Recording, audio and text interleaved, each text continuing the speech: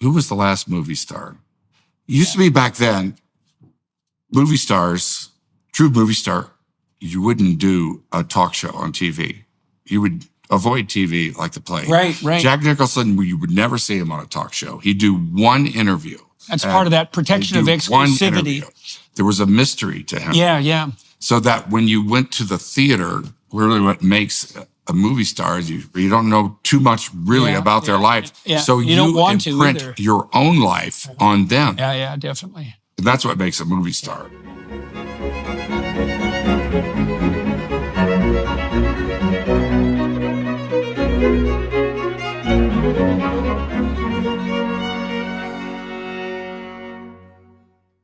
Hello, everybody.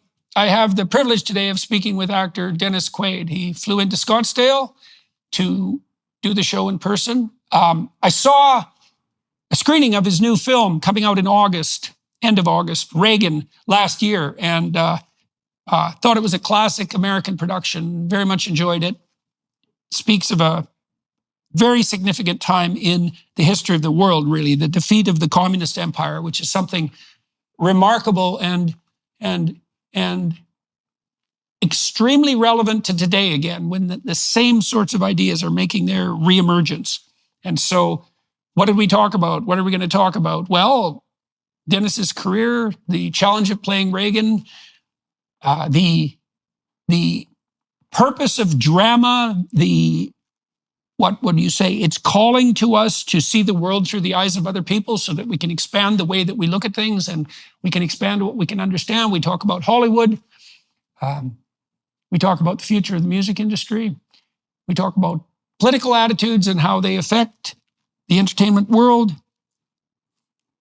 Join us for all that. So I think it was about a year ago that I was in LA and Mark Joseph showed me an early cut of Reagan. Yeah. It's changed from then. Well, I liked it. I'll tell you why I liked it. I liked the fact that the film concentrated on Reagan's activity as an anti-communist. Yeah, I thought warrior. that, you bet. I thought that was wise. Right? All of his life. Yeah, right, all of his life. And so I thought that was extremely interesting. And I thought it was a wise choice to concentrate on that specifically, because that's the right, what would you say? That's the central story with him as far as pertains to the world. That is exactly what he, almost single-handedly, really, because if we'd had another president in there, it would have been business as usual. He defeated communism. Yeah, won the Cold War. He defeated it in its last iteration. It's making a lovely comeback at the moment. Well, we didn't. He didn't help them. No, he certainly didn't. No, I agree. Which is, yeah, and I thought the film did a very good job of concentrating on what truly was central about his presidency, and I think that is what was central. And it was daring, and as you said, he had committed his whole life to it, and so that was interesting. I also thought the movie was interesting from a narrative perspective because it kind of it was a classic Hollywood movie. Like it harkened back for me, to the kinds of movies that were made in the 1950s and the 1960s. Like it's unabashedly pro-American, but not in a way that hits you over the head. But it doesn't have that kind of cynical bitterness that's characteristic of much of the productions of popular culture really since the 1970s. And so that was nice to see. And it was pleasant to be carried away by a movie that was... It wasn't like an Oliver... a movie that Oliver would do, like about Nixon. Right. Yeah. Right. So how did you get involved in that project and why were you interested in it? I took a meeting, I think this was like 2017, that I heard these people, they want you to play Reagan. And I was just like, sure, right. Because I didn't think I looked like Reagan or... The only thing we had in common was that we were actors. And so I went and had a meeting with Mark. And so it was a process, because he was my favorite president. I will say already. that. Yeah. And I I'd lived through those times and knew what they were. He was the first president. I did vote for Jimmy Carter in 76. Regretted it. But in 1980, I voted for Ronald Reagan. My dad was a huge Reagan fan. And I voted for him and went home. And my roommate at that time, from Texas, he said, "Who'd you vote for?" And I said, "Ronald Reagan." And he said, "You are kicked out of the hippies." Yeah, definitely. So that was like, yeah, for sure, yeah, man. You're not in the hippie club anymore. So you're in the warmonger group. How old were you when you voted for Reagan? I was 26. 26. Okay. So you were old enough to have some sense, but you could have easily still been a hippie. So I wouldn't have voted for Reagan when I was back then. I was still being too entranced by the blandishments of the left. So why was it that at that time Reagan was yeah. Well, like I said, I'd voted for Jimmy Carter about that. And then after, which reminds me very much, those times remind me very much of what's going on today. There's this malaise that Carter had his malaise speech. Right. The country had lost confidence in itself. About who we are. We was kind of accepted that we were a nation in decline. It was after Watergate. It was after Vietnam. The oil crisis. And the hostages. Jimmy Carter was like, we tried to be and play nice with the Soviets during that time, as far as peace. Jimmy Carter did a great job with in the Middle East with Egypt and Israel, but when it came to the Soviets, it was like we gave away the B-1 bomber for nothing in return. And we kept for nothing in return just to show our goodwill, I guess. And it's the way the real politic works in the world. They were doing the biggest military buildup and they were going into Africa. They were all over the world. They were making great strides into Central America and the like. And Reagan, who had always been, this kind of cold warrior and great communicator, came along and told people to pick yourself up. There's a brighter day ahead. And it was the perfect time for him. Right. He also had a very stark message, which was that, and very forthright, which was unapologetically that the Soviets were an evil empire. Yeah. Which they certainly were. And so he put his finger on that perfectly. And so... Yeah, that was all by design. He didn't talk to the Soviets for the first 6 years of his presidency because they kept dying on him. Right. That's right. But they were putting forward like one 90-year-old after another, right? Yeah. There was a sequence of them that lasted about 6 months in office. Right. But up until his presidency, it had been appeasement with the Soviets. I think Kennedy did a really great job of it. Nixon was actually, no matter what you think of him personally, he was probably had the most knowledgeable world affairs president we've ever had. But Carter,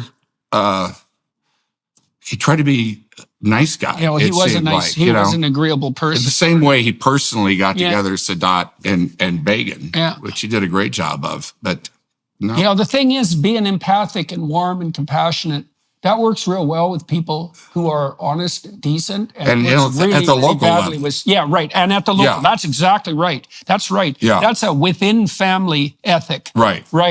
With the real thugs, it's not the right approach because they just think you're a sheep. These players on the world scene, they're badasses. And that's one of the attractions that I had for Reagan. At least, he's a badass, but he's my badass. Yeah.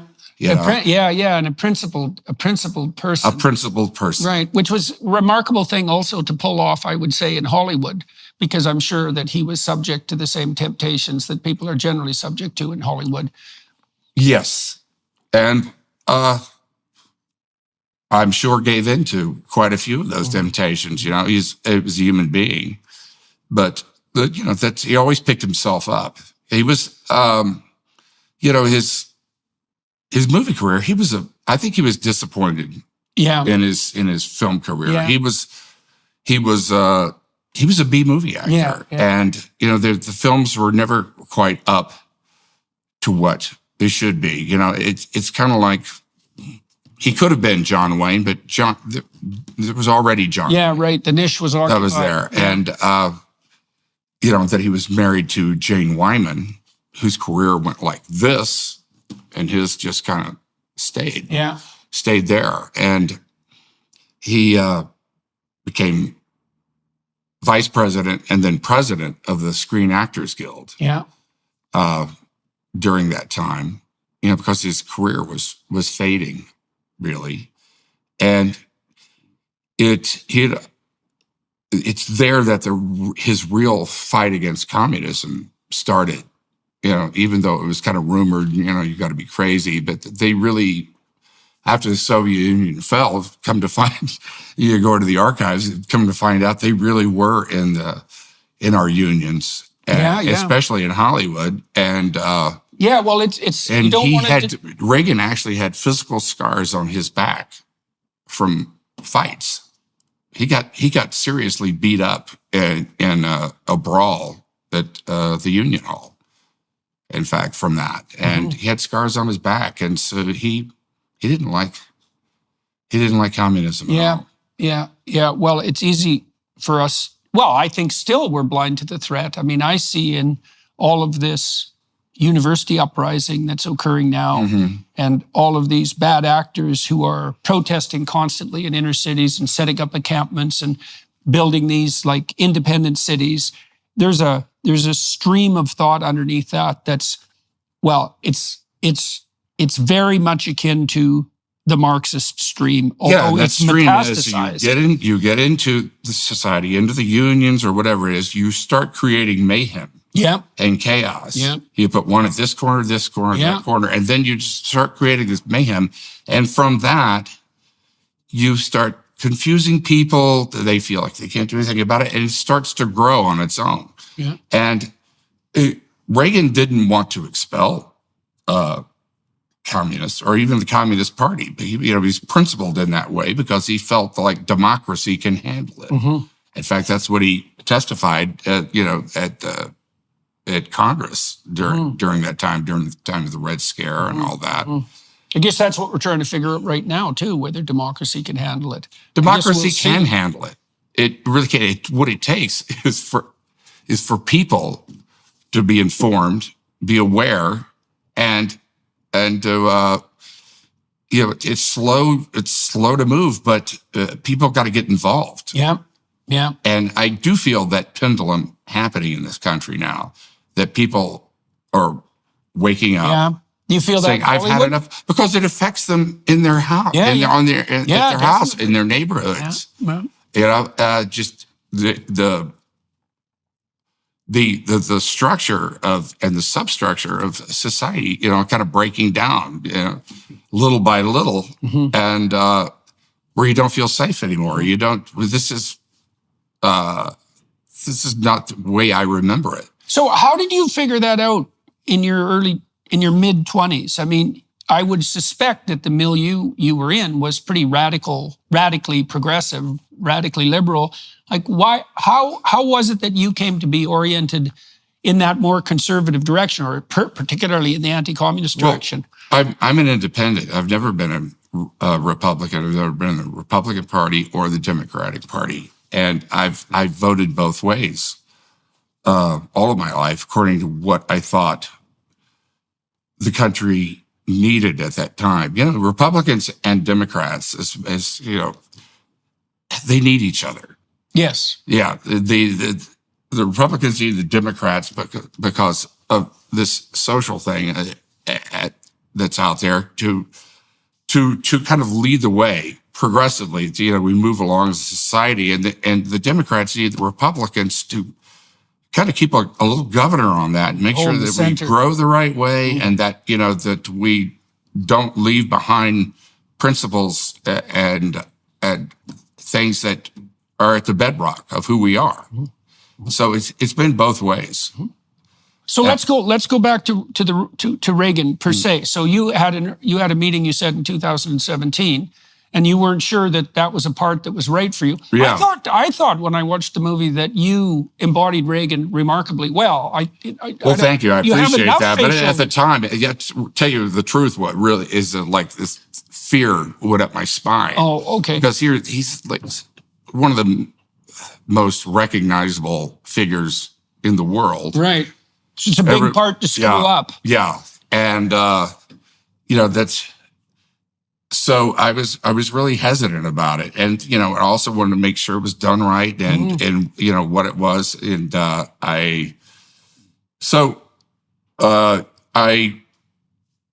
they arranged for me to go up to the library, which I went to. And from there, we went to, I met his son, Michael, as well.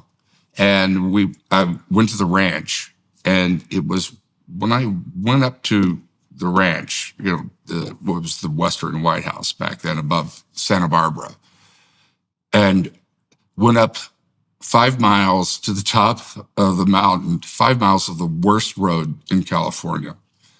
And I can't believe the Queen of England actually tried to go up, she went up that road. She was a tough cookie, that woman. And you get to the top, and he opens up, and I realized that Reagan was not a rich man, because this place is like, it's nothing special in how special it is. I mean, the house itself was maybe 1,200 square feet. They had a king size bed. Everything was left exactly as they left it. And it's not a place that you can tour. It's a private home. And they had a king size bed, but it was 2 single beds that were zip tied together. All of the refrigerator, the stove was GE, because he worked for GE. I'm sure he got a deal on that. And you could tell that he had done all the work there himself, just like the legend had said. But there was a humbleness to it at the same time. But he was not a rich man. He made a lot of people rich. But he was really who he said he was. And that was the thing that really kind of convinced me at the time. And I started thinking, well, we were both actors. We both have a sunny disposition, kind of optimistic about the world.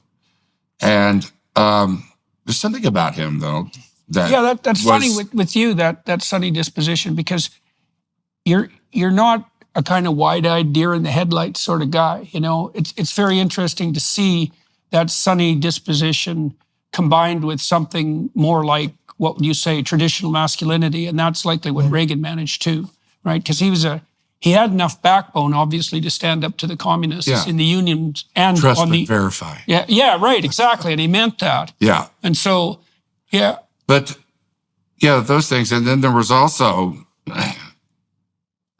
in getting into him, because as an actor, what really fascinates me about acting, even more and more so, is what makes people tick. And who are they behind what you think you know.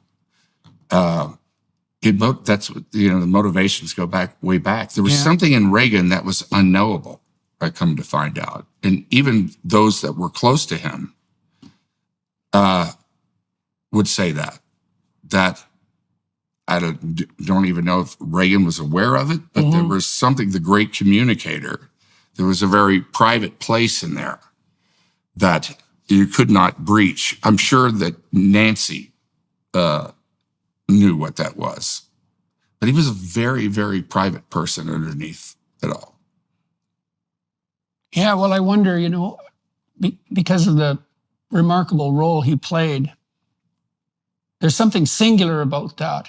Right? That, what would you say, integrity and vision that enabled him to see the true nature of the communist threat early, to fight that locally and to learn how to do it, and then to take that battle onto the international stage, right? To make that the focal point of his presidency. Yeah, even when it was really not the issue.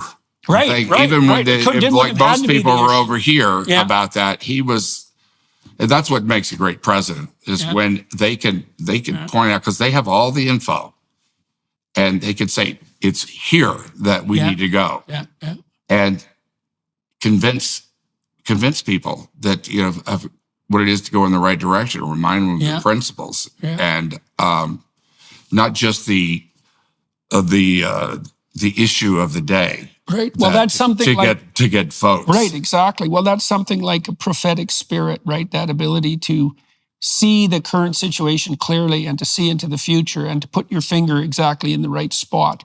And it isn't the case, generally speaking, that American presidencies are founded on, say, a foreign policy vision, right? Mm-hmm. Foreign policy is important, obviously, but it's usually not central. And it's much easier for a president to default to some fast payoff local issue and to do that continually rather than to fight the battle he fought, which he really fought for decades, right? Yeah. Really, literally for decades. He was the first to say no to the Soviets, but his take was so brilliant and it was disguised. And because his idea, and it wasn't originally his idea, it was from a lot of reading, research, and just time spent. He thought the answer was to bankrupt the Soviets. Mm-hmm. Right. Their economy is minuscule, even today, to what ours is. They had done so much military spending, and they were really, things were so bad over there for their for the Soviet people. The lines just to get food and this and that. At that, 3 hours he comes up with bread. Star Wars, which didn't really exist. He got the idea from the movie. About lasers, that are going to shoot down missiles in space. It didn't exist. And Russians knew it didn't exist. At least 90%, mm-hmm. They knew it didn't exist, but it was that 10% that Reagan made him think about it. He didn't back off of it at all. Yeah. And so, that's a weird blend of fiction and fact. That really tore them up. Yeah. And so they were on this military spending, and finally they just, it just toppled. Mm-hmm. That's really what brought the Soviet Union down. Yeah, well, that's a remarkable climax to a life spent that originated in local fighting with the communists in the unions in Hollywood. Yeah. So how did you prepare to, how much work did you do, biographical work and so forth? I don't know exactly how you would prepare. Well, a lot of it I'd lived through. I'd lived through the times. That had a lot to do with it. And I was a history buff to begin with. So I remember the stuff, but I watched YouTube was really great because you have all of those. You have everything. Uh-huh. You can go back and see, what do you get I work outside in a lot. So I work on the physical, as a person walk, talk, and then from that, it goes inside. And I realize why that is. For instance, like Reagan had like a crooked smile. Yeah, right. It's like, that's this good. was kind of held like that. Right. And there was, and after you do that a while, you realize, well, why is that? And it's because that's why you look like him in the movie. That's so cool. There's some muscles that are deadened in his face. Yeah. From what, I don't know, but that's, that leads you to the inside of a person, of where they came from. The way he walked, the way the way a person grooms themselves, the way they, the image they put out. And then there's but really when you get down to that's the outside, and you have all the news stories and stuff. But I talked to a lot of people who knew him personally. Yeah. And, and I think that's really where it formed. I didn't want to do an impersonation. That's the thing that scared me more than anything of, doing an impersonation. What's the difference? Can your savings weather another economic storm? Think about what you've put away for the future. Inflation can render cash worthless, and even real estate can crash as it did in 2008. During times of economic uncertainty or market volatility, investors tend to flock to gold as a safe haven asset. Its value tends to increase during turbulent times, providing a buffer against market downturns. This is why people are flocking to gold now, and why Birch Gold is busier than ever. Birch Gold understands that navigating financial decisions can be daunting. That's why their dedicated in-house IRA department is there to guide you every step of the way. Birch Gold is committed to addressing your questions and concerns promptly. Their team is always ready to provide answers and clarity. Whether it's about fees, taxes on rollovers, or the timing of the process, they are here to ensure you feel valued and well-informed. Text Jordan to 989898 to talk to one of Birch Gold's experts and claim your free info kit on gold. You'll learn how to convert an existing IRA or 401k into a tax-sheltered IRA in gold. The best part is, it doesn't cost you a penny out of pocket. Just text Jordan to 989898. That's Jordan to 989898 today. The impersonation is an act. It's like something you'd see on Saturday Night Live. It's the getting down to who the person is, the real person, is quite another thing. A personal side. It really humanizes them. Yeah. Makes them singular.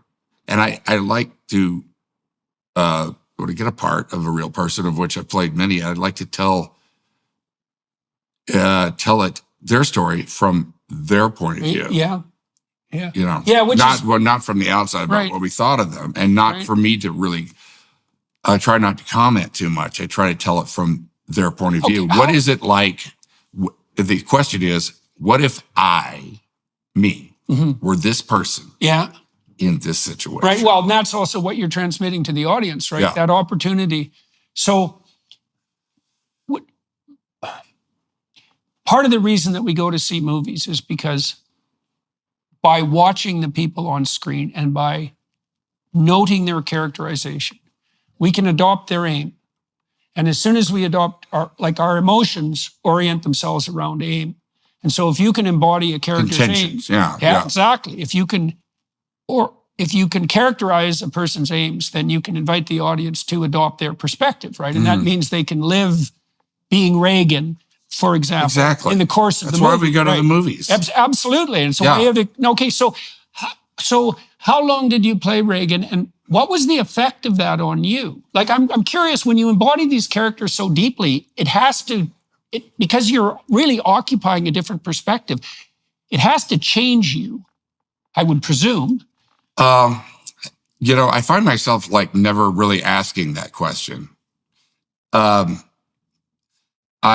It's something to me. It's about learning about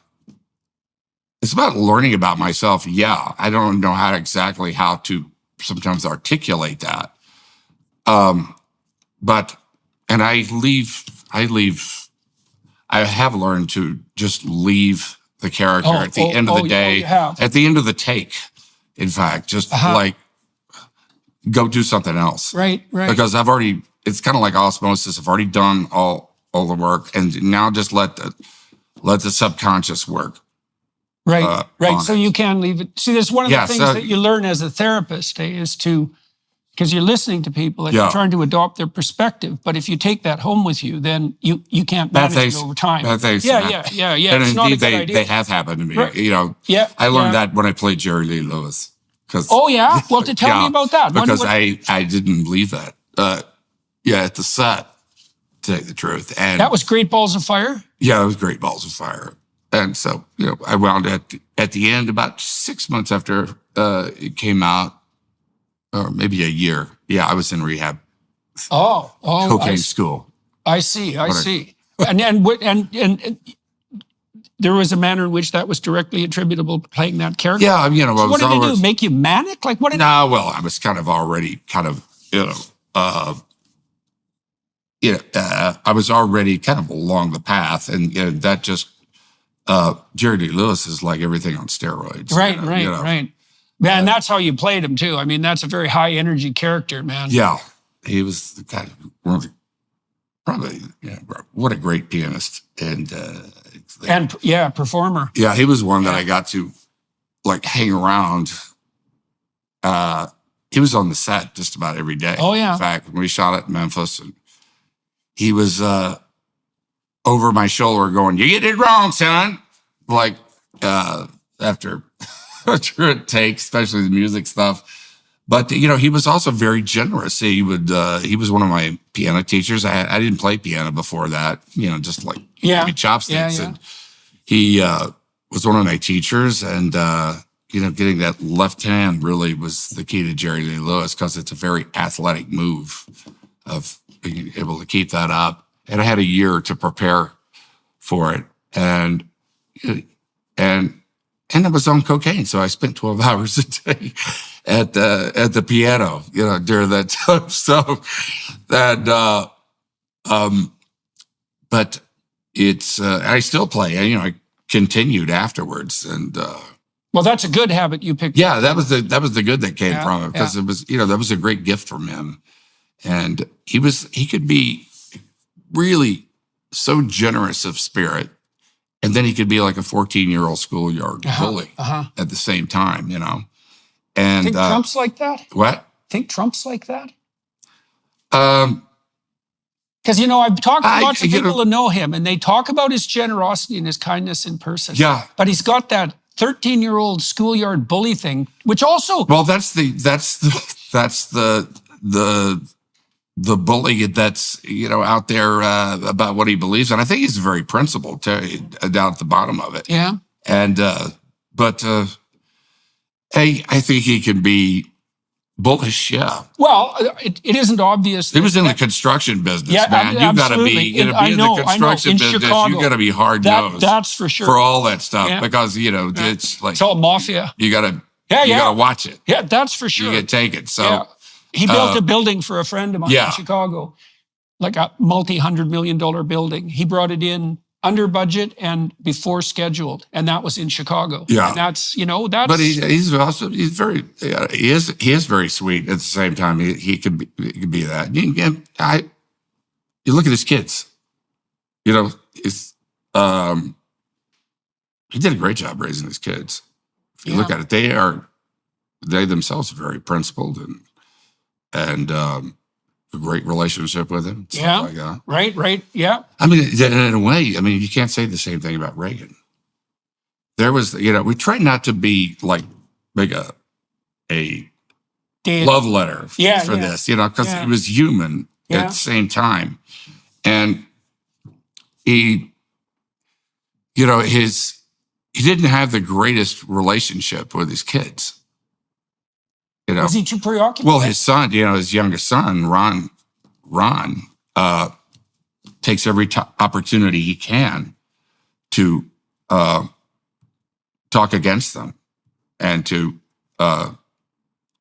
really try to tear apart the legacy of his father and his mother. Mm-hmm. And Michael and he had they have a good, decent relationship. He and Michael do.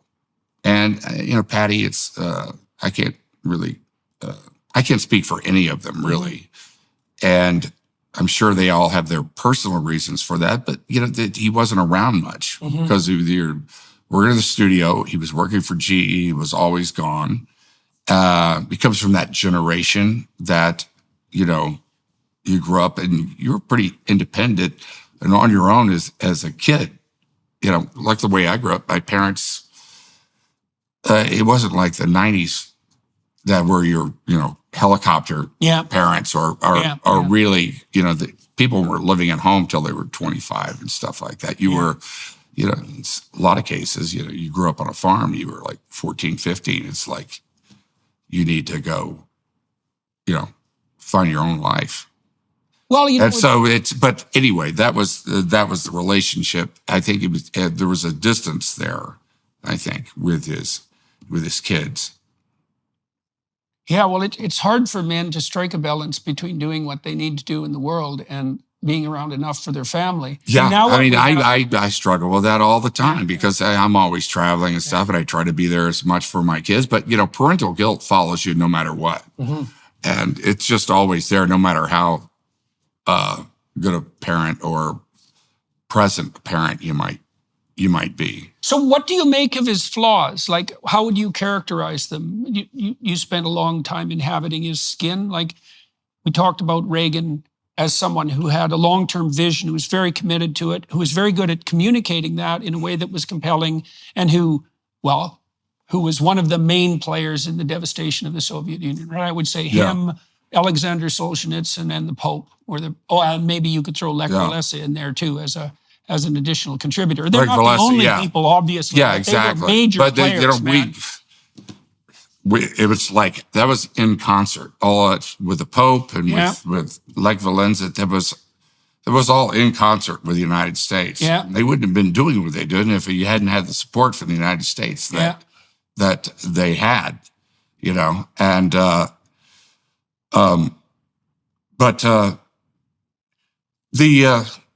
the flaws with everybody's flawed. I think like early in his movie career, I don't think he believed in himself as so much when he came. I think that's why he accepted more second-rate scripts. Yeah, I think he was just out to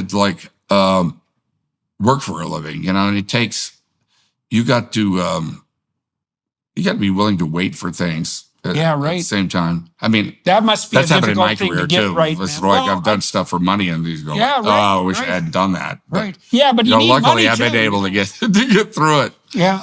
And also remember, like in Iceland, when the final meeting with or the meeting with Gorbachev about we were going to dismantle nuclear weapons, and Gorbachev had said, we'll dismantle all nuclear weapons. Just give up Star Wars. Yeah. And Reagan said no. Yeah, right. And Star Wars didn't even really exist. And, and he'd offered to Gorbachev, we'll share the technology with you so that we both have it. And said to know that. But Reagan said no. And I thought at that time in his presidency, I thought that there's that old codger coming up, that won't bend, and that I didn't think it was finessed the right way. I mean, I wasn't there, but it went down. And then also, I think he delegated a lot, which was kind of a strength in that he was an ad man, as president. He showed us what kind of the presidents, he was the best. Kennedy was also great at it. But as far as representing a president as an ad man, as an image, he was really good at it, but he delegated a lot. And I think he wasn't maybe like an Iran Contra. He wasn't able to really keep his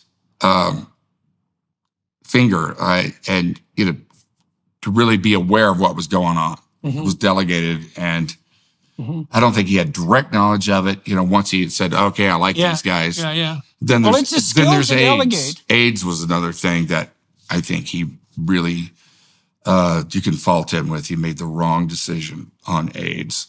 He really portrayed it from the start as a punishment from God for the sin of being gay, because it was really recognized as a gay disease, or if you're a drug addict.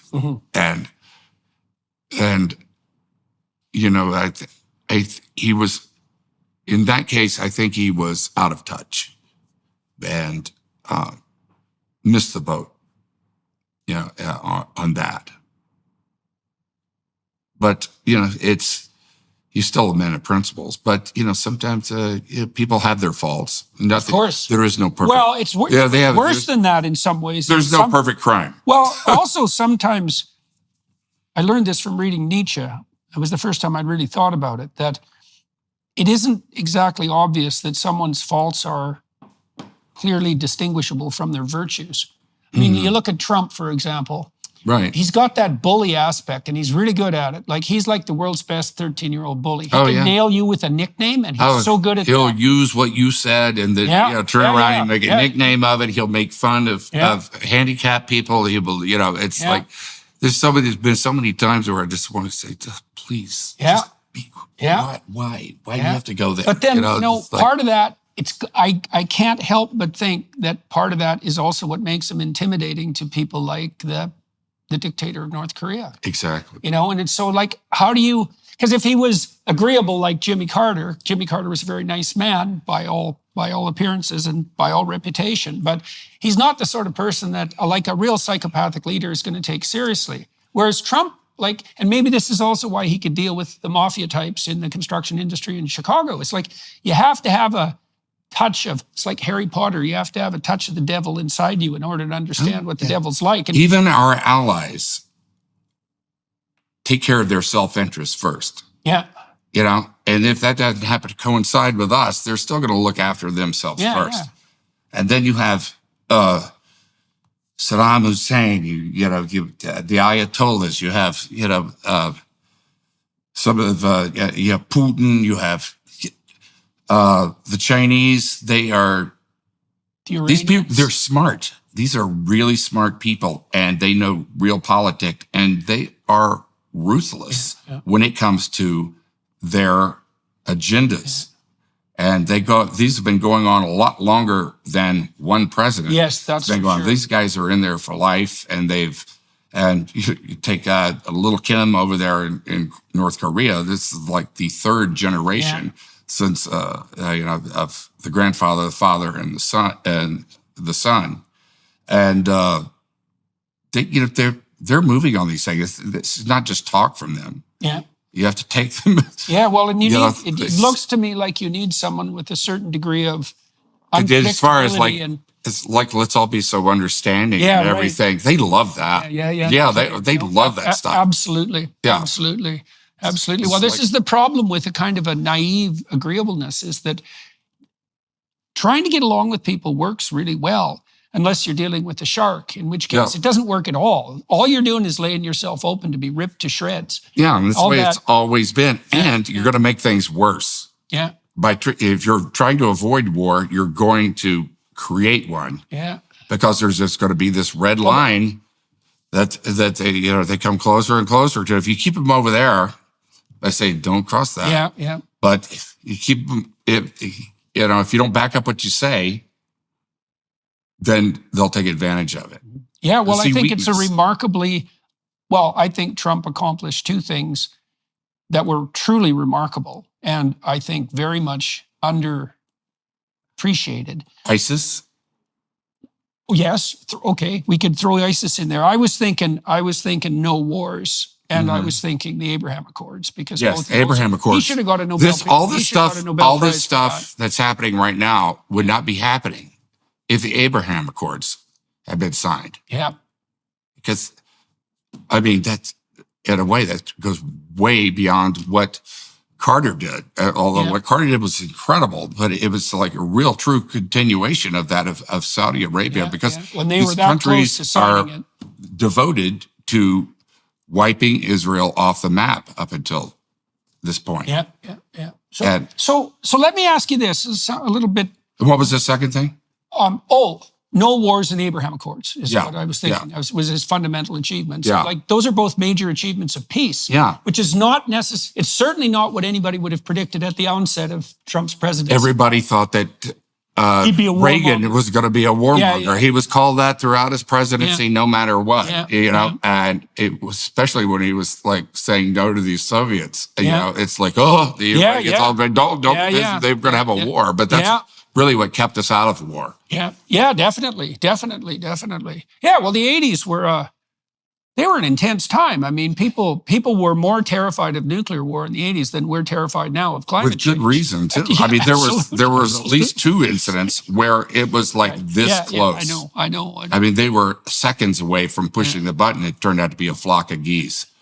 Or you take the Korean airliner. Yeah. That shot down. Those are scary. Absolutely. Absolutely. So what's it been like? What's been the consequences of your political engagement, maybe your political stance, in relationship to your career in Hollywood?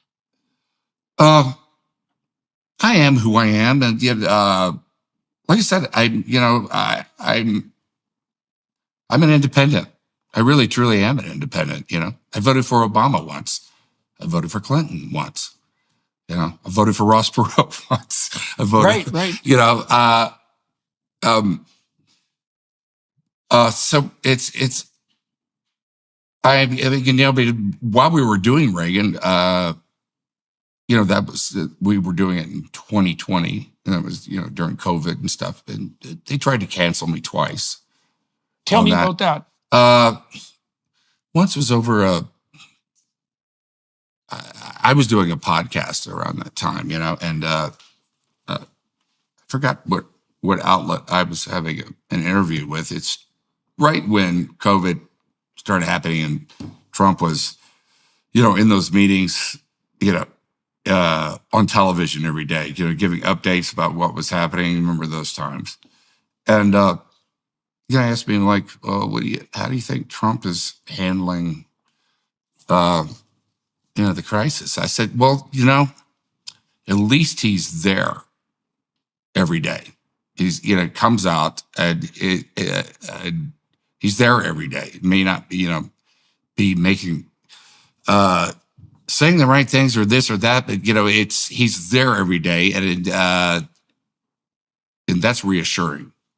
To see your leaders out there that they're doing something about it, and over that, they were trying to they blew that up into. That was one time. And then while we were doing the film, there was this false story that came out. This was that I had taken like $400,000 from the CDC through Trump to do a commercial for the vaccine or something like that, which was totally false narrative. And how my son was calling me up about like, hey man, you're gonna get canceled over this. Is like people, it was like, and so but I didn't get canceled. But it was untrue to begin with. So, do you have any idea why you didn't get canceled? Like, did you do something right, or do you like? People get canceled, so why didn't it happen to you when because it was storms kind of? I don't know. I don't know. I went on Instagram immediately and exposed it. And, but right. So there was smoke, but no fire. So that's helpful. And I don't know. Maybe I'm really on neither side is left and right. I come from a time when you had conservative Democrats and liberal Republicans, and their agendas were not so far apart, really. Mm-hmm. And now it's become this deep, wide valley, and they're about 50-50, so it's hard to get anything done. Starting a business can be tough, but thanks to Shopify, running your online storefront is easier than ever. Shopify is the global commerce platform that helps you sell at every stage of your business, from the launch your online shop stage all the way to the did we just hit 1 million orders stage. Shopify's there to help you grow. Our marketing team uses Shopify every day to sell our merchandise, and we love how easy it is to add more items, ship products, and track conversions. Shopify helps you turn browsers into buyers with the internet's best converting checkout, up to 36% better compared to other leading e-commerce platforms. No matter how big you want to grow, Shopify gives you everything you need to take control and take your business to the next level. Sign up for a $1 per month trial period at shopify.com/JBP. Go to shopify.com/JBP now to grow your business, no matter what stage you're in. That's shopify.com/JBP. Yeah, it's a weird thing, I've spent a fair bit of time in Washington and a lot of time talking to Democrats and Republicans. And I've had more success talking to Republicans, frankly. It's been easier for me to talk to them. And I don't think it's because I'm it's certainly not initially conservative in my orientation, although I think I've become more conservative in some ways.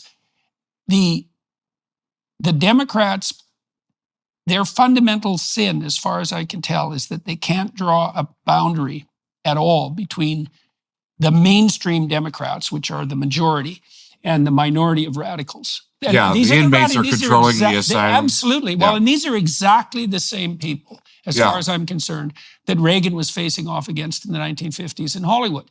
It's Yeah. exactly the same thing. And like I've asked 50 Democrats that I've talked to, when does the left go too far?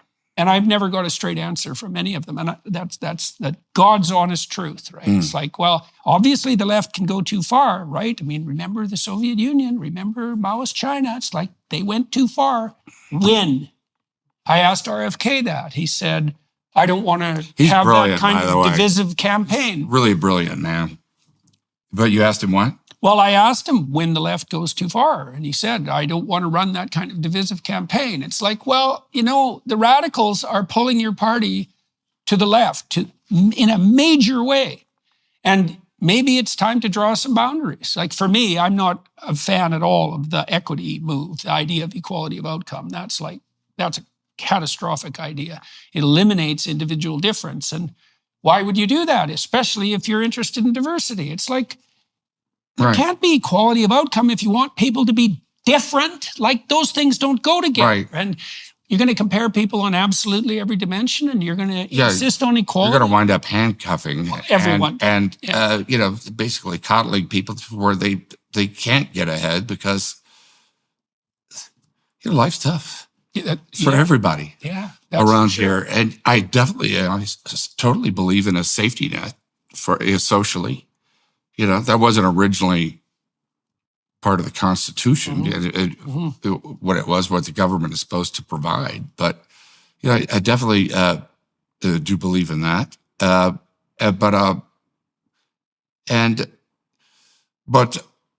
you know, there's some government-sponsored programs that you go back, like Social Security, these things that were meant to help people. You go back to the 19th century, and there was like nothing. Yeah. You know, you had like, this is where all this stuff started, where you had the Vanderbilts and the Morgans and the Rockefellers and everything. And there was the Carnegie, there was just no checks and balances on wealth. Carnegie was, you know, rivaled the government himself. I mean, you put them all together, they had more cash than the government did. And there was no checks and balances on that. And a lot of people they wind up then with, you know, up here and then down here. And so I think, you know, some of the things that came into being, you know, social networks, and the Democrats can't take credit for all of them. No. You know, Teddy Roosevelt was very, progressive. He was a Republican. And Lincoln, of course, and, things. But at the same time, you can go too far about, and what is the point in the end? It seems to me when it goes too far, it's when it's not about what they're talking about. It's about power. Yeah. It's totally just about power. Yeah, they don't care if you don't care what you're tearing down. If you look at the political spectrum, like a distribution between left and right, as you get farther out on the fringes, you get out of the political, I think, entirely. Is that you get into the domain of people who are using the political for nothing but power. And they're exactly the psychopaths that we were talking about. It's the Marxist agenda. Create chaos and move into that, and get do people it, used to it. Yeah, and it's all about compassion, but actually, what it's about is power. Right. Yeah, compassion is I see these disguise. The Democrats, the Republicans have done it as well. You know, I wasn't really very proud of the Republican Party back in the 90s in a sense. They played kind of the personal, like the way they were with Clinton, and that it was like they weren't working together like they could have been working together. And it seemed like, to me, like a power move on the Republican Well, back in the 90s, you know, you go into the 80s and into the 90s. So I just last year I did a seminar on Exodus, on the story of Moses, and Moses is the archetypal leader, and his fundamental temptation and flaw is power. right? So it's always the case that in the political realm, the temptation is to default to power and to corrupt the enterprise. Yeah, like with Clinton, he did something which is not a crime. But because he lied about it, then they go into like the Republicans pounce. They impeached him. They impeached him, and that was a play for power. They failed ultimately, in that times were so good. And Clinton also was very good about 2 years into his presidency, it was like a duck. He wasn't going to make it for the second election because times are bad. And that turned around. He was so pragmatic and so smart that he basically absconded the Republican agenda, plopped it down, and went State of the Union speech, said the era of welfare in this country is over, and that's how he won the second election. And he was a very pragmatic person.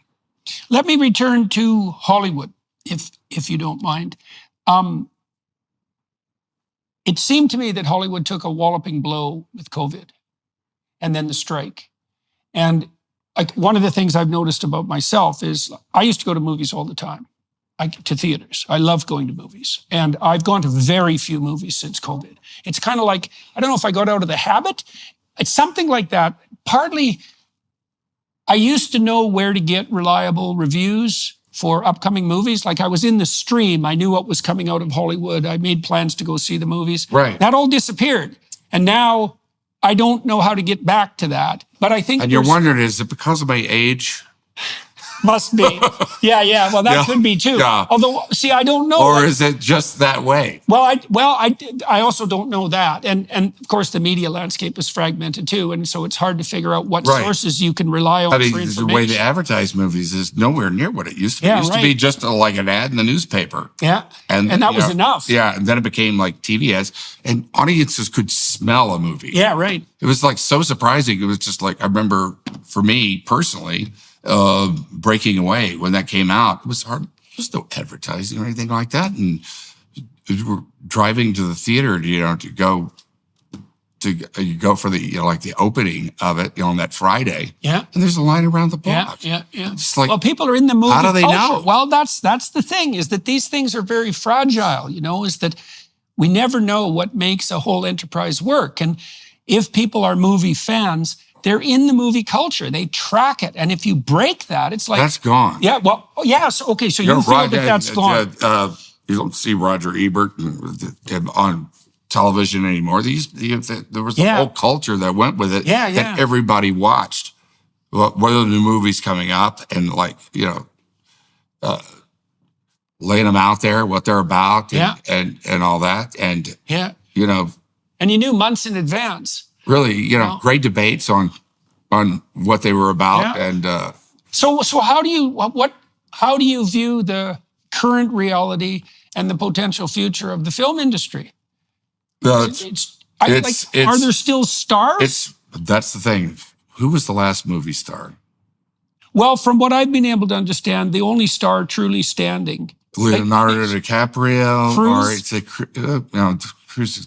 That's going too far back. Leo. I mean, the last movies, they're still out there. They do occur. Yeah, they're out there, but they also, my sense too is that, and I don't really know what to make of this, that are they the last of a dying breed? Well, the new is like it's gone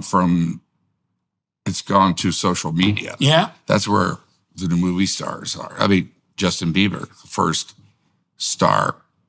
Totally created on YouTube. Yeah. Nowhere near the traditional way of doing it. And that actors now are the same way. They have their Instagram page. They, self-advertising. Yeah. And but it used to be back then, movie stars, like going up and really until the 80s, 90s, true movie star, you wouldn't do a talk show on TV. You would avoid TV like the plague. Right. Jack Nicholson, you would never see him on a talk show. He'd do one interview in a prestigious magazine, whether it be Time, Playboy, right, whatever it was. Right. That's part of that protection of exclusivity. Yeah. And you would, some guy would spend a couple of days with him or something, but you really wouldn't. There was a mystery to him. Yeah. So that when you went to the theater, really what makes a movie star is you go to the theater, they are a mystery. You don't know too much really about their life. Yeah. So you don't want to imprint your own life on them. Yeah, definitely. That's what happens. Yeah. You see them for something inside you. Yeah. And that's what makes a movie star. Well, you actually don't want to know much about the personal life of an actor. And now it's like, well, it got to be that you just do everything. Yeah. About everybody. Yeah. And that brings them down to earth, and that's not good if you're a star. Well, it doesn't create mystery. Yeah, right.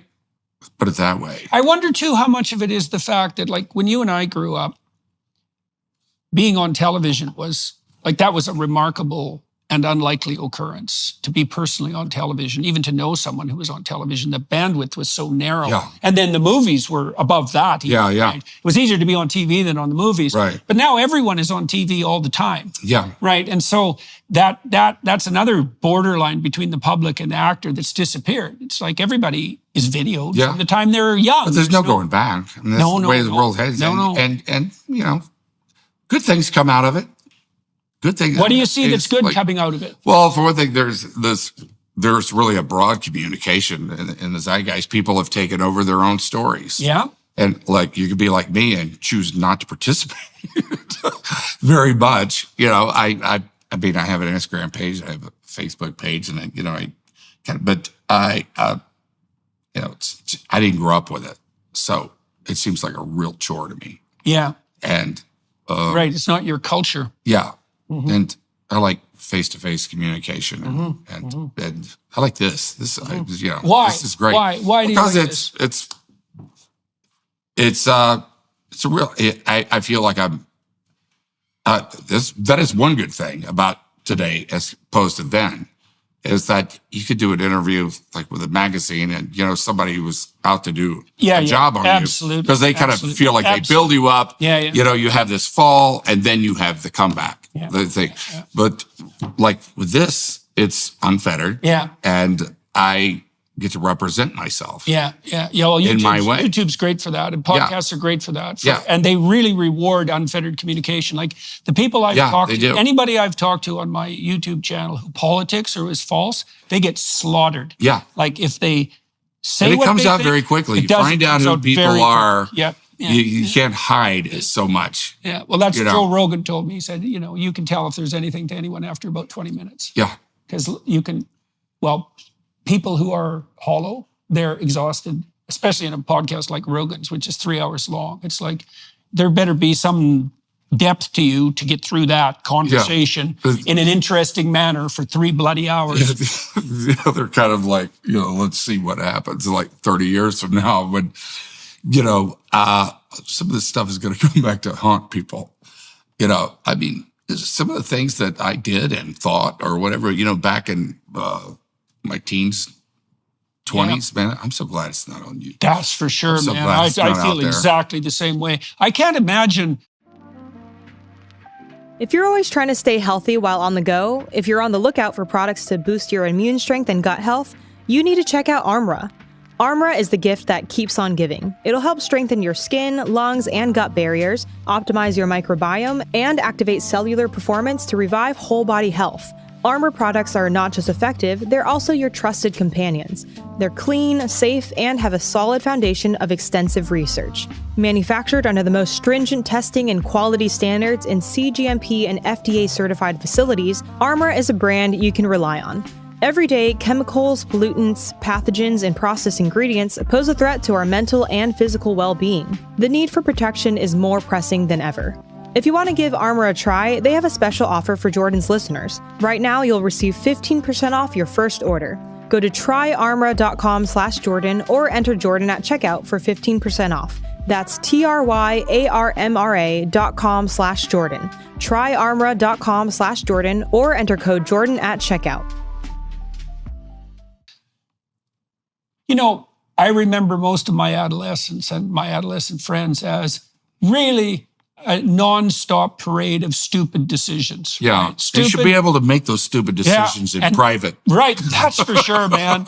The last thing I would have wanted was video records of that, right? Yeah. And for it to be distributed around the school. Yeah. I can't imagine, it was a difficult enough enterprise trying to negotiate the weird social world of adolescence without having to be absolutely terrified that some goddamn stupid thing you did was going to be permanently instantiated in the minds of everyone in your town. God, I just can't imagine what that would be like. Terrible, terrible. Yeah, and you just can't just move away from it because it's the internet. Well, that's right. It's That's right. worldwide. It follows you. Well, that's right. Well, one of the wonderful things about human memory is that we forget. Yeah. Right? The remembering, that's not exactly a miracle. Things happened, and so now you know it. It's well, can you forget? Can you put it behind you? Well, not if it's permanently recorded. Yeah. Yeah, no, that's not good. Tell me what you're working on now and what you have in the future, and maybe what you're excited about on the film front. Well, I've started a production company with my wife and business partner, and make films that I really believe in, and that we all believe in, as a company, and kind of based on certain movies in my career, to me, like Breaking Away, The Right Stuff, The Rookie, The Parent Trap. It's a brand basically, and that I want to do. And part of that, we have a thing, Diamondback, which is a film hopefully we're going to be shooting this year. That very much like a movie from the 70s that I really believe in. What's the plot of Diamondback? It's you ever see like Thunderbolt and Lightfoot? Or a great Sam Peckinpah movie. It's like that. I see. And it's modern at the same time. It takes place in the 60s. True story. This kid who was in the Marines, stationed in Quantico, gets out of the Marines. His wife died while he was in the Marines, and they wouldn't let him go home. She died of cancer, and he just, he's young, and he's just like, it's sort of like, Oswald. He got out. He was a Marine. He got out, and these guys to get out of the military, and they just kind of like ramble around. They're kind of they don't have a path. He wound up robbing a bank. Really smart kid. Wound up robbing a bank. Robbed 2 banks in the same day, same town. Well, and for a penny, and for a pound. Went to. And when he was being sentenced, he got caught. It was like in the desert. It was one of these chases through the desert, which is like a modern Western. It's just fantastic. And he told the judge when he was sentenced that, just give me 20 years because it doesn't matter, because I'm going to be getting out. I'm going to break out. And then he did. And then he got caught again. Then he broke out again. And he eventually there was this one cop that was chasing him, and who became like a father-son thing. And he got involved with this case. They wound up on like the third time, they shot each other in the desert. And right, so you got a 60s adventure, you got a Western thing going on. It's the anti-hero. It's an anti-hero. The rebel hero turned anti-hero role which is very reminiscent of the movies of the 70s. Are you good at evaluating scripts? Yeah, I've read enough of them. I know by page 30 will really tell you. I mean, I might be 15. I'll go, where is this going? But by page 30, if it hadn't happened yet, it ain't going to happen. And that's how I choose movies. I read a script, and I am an audience member with a first-time experience. Can you imagine of this story? Yeah, I can. Yeah. And it's funny how, like, every movie I've ever done, it's the script. Yeah, in that description part. But you can certainly elevate it from there, but basically it's the story. That's what Now, how really. many That's movies what have really you gets done? me is this story. How many movies have you done? I think we're getting up towards. I know it's at least 120, but it might be 150. I don't know. Wow. Yeah. And what percentage of those do you think Are good Well, I wasn't exactly. or live up maybe, to what I thought maybe. they would be? Yeah, that you're particularly pleased about in retrospect. Oh, yeah, probably. I'd say maybe 20%. Oh yeah. Yeah, maybe 20%. yeah. And then Yeah. there's those ones that are just really close to me. So I have different reasons for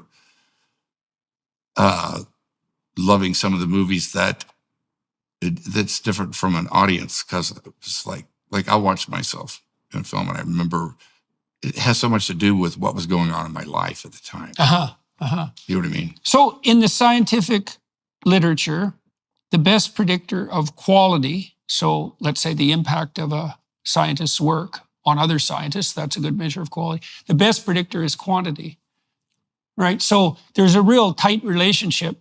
It's very difficult to do anything of note without doing a lot of things. Yeah. Right? And so you're going to, That's true. If you do A lot of them were taking chances. Yeah. You know, Yeah, some well, of and you them don't more, know- some of them more financially was reason motivated. Yeah. But try to do things. I've never had any kind of strategy in my career except to try to do as many different types of things as possible. Right. Not Right. typecast myself. Right. As So it's a a standard character, creative in a strategy. genre, Yeah. and whatever. That broadens what you're able to do too. Well, That's my interest. You know, Right, it's like right. what makes people tick, and Right, right. what's this? Right. Something, the best things are something that really scares you, because fear is Like a really Reagan, great motivator. Like Reagan, for example. It's a really great motivator. When does the movie come out? When does Reagan? It comes out August 30th. Yeah. You excited about it? I'm really excited about it. Yeah, It's going to be distributed widely. We went through a process in the editing of it as well. Yeah. That that got to a place that I'm really happy with it. Oh, good. To tell you the truth. Yeah. Oh, good. I wonder how much it's changed since the screener I saw last year. You have this. You have the script. You have the movie you shot. And then you have the movie you edit. Yeah. No kidding. And that's where it really happens. That's for sure, man. Yeah. That's It's something to be able to edit well. That's where you really get the point of view. Yeah. And you point at the story. Yeah. Oh. All right, sir. Is that it? That's it for this side. For everybody watching and listening, I'm going to continue this conversation behind the Daily Wire Plus platform for another half an hour, so you could join us there. Is there anything else you want to? There was one other thing that I'm working on, which is the name of the company. Our company is Bonnie Dale, by the way. That's my mother's maiden name, or her middle name. And I'm working on Happy Face right now for Paramount. That is, I'm playing a serial killer. Oh, yeah. Yeah. Happy Face. One from Canada, by the way.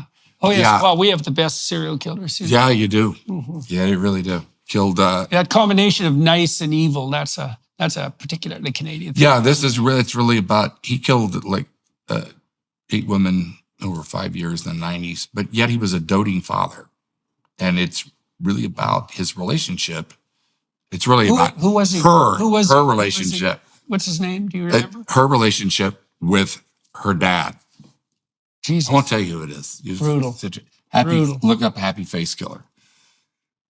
Oh, yeah. Yeah. So what's it like to inhabit a role like that? It's so much fun. You're a bad man. All right, sir. Keith Jesperson. Thank you very much. Yeah. So anyways, as I said, everyone, join us on the Daily Wire Plus side. I think I'll walk through Mr. Quaid's autobiography and find out, what set him on a role to be an actor. I'd like to find out about why that's a family affair, because it is with the Quaids, and quite remarkably and successfully. And so there's an interesting story there. So if you're inclined to join us on the Daily Wire Plus side, please feel free to do so. Thank you to the film crew here in Scottsdale for making this possible. Thank you very much for flying in. I'm very much looking forward to seeing how the Reagan film does. Have you run into any distribution problems with it? Is it going to be widely distributed? No. No one's resisting that? No. No, it's going to be widely. It's going to be, I think, 3,000 or 3,500 theaters. Oh, great. Well, I wish you all the luck with that. Like It's I not said, like we really shopped it enjoyed around, Yeah. all these years. It was just we kind of waited till we got the film Yeah. where we wanted, Well, and then shopped it. It seems with all the agitation on campus and all the politics that's in the air and the upcoming election in November, that August might be a hot time to release it. Well, one of the things was I didn't want it to come out in an election year. And definitely didn't. And then it's coming out now in an election year, and turns out it's a perfect time for it to come out. Yeah. It seems like it might be. Like it might be. All right. Say hello to Mr. Johnson for me. Will do. All right. Thank you, everybody, for watching and listening, and sayonara.